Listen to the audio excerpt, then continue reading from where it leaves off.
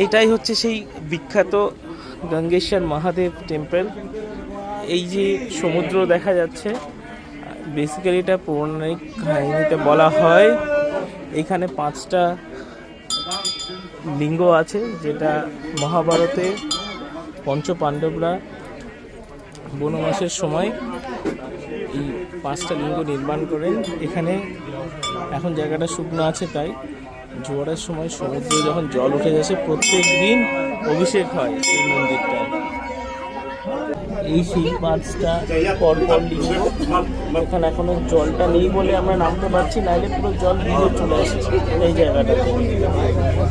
এইখান দিয়ে চলে আসে, দিয়ে পুরো জায়গাটাকে, এখন জল এত দূর অব্দি আছে, আর নাইলে এই সমুদ্রের জল এসে প্রত্যেকবার এসে এই জল দিয়ে এই জায়গাটা অভিষেক করে দেয়।